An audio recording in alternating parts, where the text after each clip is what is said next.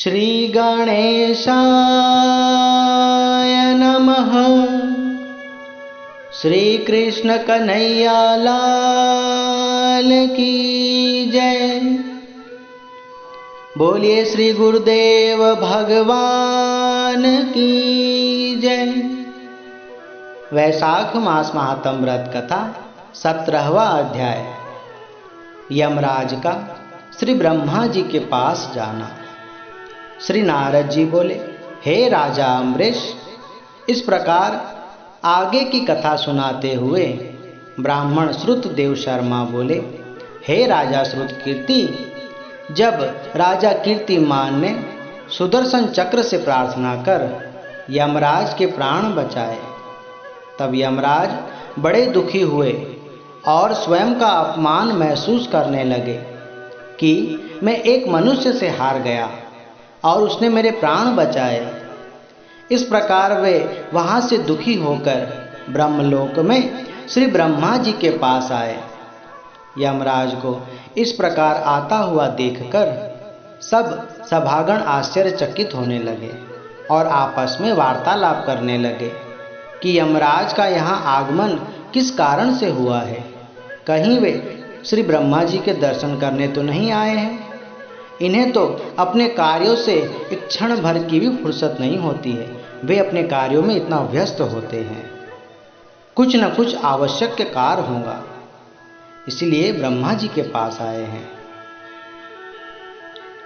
इस प्रकार सभा में सभी बातें कर ही रहे थे, तभी भगवान सूर्य देव के पुत्र यमराज जी आकर सीधा ब्रह्मा जी के चरणों में इस प्रकार गिर पड़े जैसे कटा हुआ वृक्ष निराश्रित होकर पृथ्वी पर गिर जाता है। और वे त्राही त्राही कर पुकारने लगे कि हे देवेश, हे ब्रह्मदेव, मेरा अत्यंत अपमान हुआ है।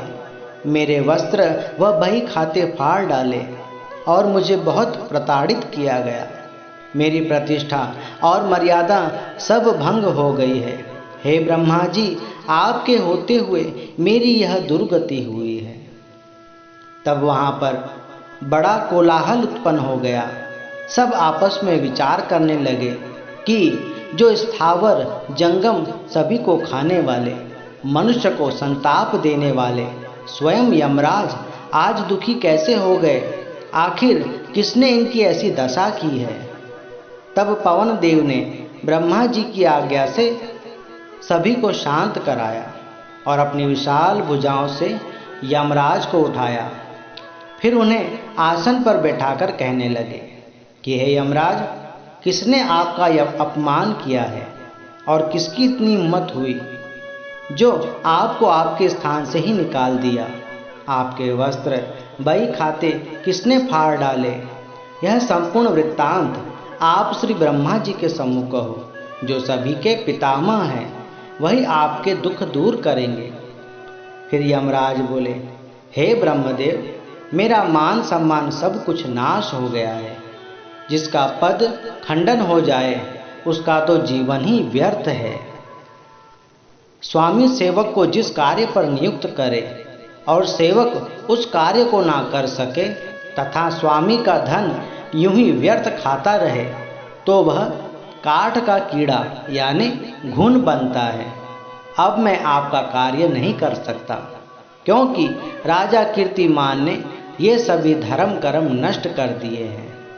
राजा कीर्तिमान के भय से जितने राज्य है वहाँ की प्रजा सभी वैशाख मास के धर्म का पालन कर रहे हैं, क्योंकि वैशाख मास के स्नान, दान, पुण्य, व्रत आदि इतने सरल है कि यदि एक मनुष्य अपने वैशाख मास के फल को यदि दूसरे मनुष्य को देते हैं तो वह मनुष्य सब पाप कर्मों से छूट जाता है और परम धाम प्राप्त कर लेता है। जिन्हें अपने पाप कर्मों के कारण नरक भोगने थे, वे सभी अपने पुत्र पौत्र के द्वारा वैशाख मास के दान, पुण्य, व्रत आदि से स्वर्ग लोक प्राप्त कर रहे हैं। यदि मनुष्य कोई धार्मिक कार्य करता हो अथवा शुभ कर्म करता हो तो स्वयं ही इसका शुभ फल भोगता है, परंतु वैशाख मास के धर्म और पुण्य प्रभाव से मनुष्य स्वयं तो पार होता ही है, साथ में तीनों कुलों की अर्थात 26 पीढ़ी का वैकुंठ धाम में वास हो जाता है। जो सद्गति देवताओं, ऋषि मुनियों को यज्ञ आदि करने से भी नहीं मिलती, अनेकों तीर्थों यात्रा करने से भी नहीं मिलती, जप तप व्रत यज्ञ आदि करने से भी, प्रयागराज में, रण में, काशी में अर्थात किसी भी तीर्थ क्षेत्र में मरने पर नहीं मिलती, वही परम गति और परम धाम मात्र वैशाख मास के धर्म पालन करने से ही मिल जाती है। ऐसा प्रतीत होता है कि जैसे वैकुंठ का ना कोई आदि है ना कोई अंत है। वैकुंठ इतने मनुष्यों के भर जाने पर भी भरता ही नहीं है। अब मेरे पास कोई कार्य ना रहने से मैं राजा कीर्तिमान को अपना शत्रु मानता हूँ, क्योंकि उसी के कारण मेरे कार्य में बाधा उत्पन्न हुई है। उसकी आज्ञा से ही मनुष्य वैशाख मास धर्म का पालन कर रहे हैं, जिससे सभी शास्त्रों के धर्म कर्म नाश हो गए हैं। हे ब्रह्मदेव, आज तक कभी ऐसा नहीं हुआ है। इतना कहकर यमराज जी मौन हो गए। वैशाख मास महात्म यमराज का श्री ब्रह्मा जी के पास जाने बाबत 17वां अध्याय समाप्त।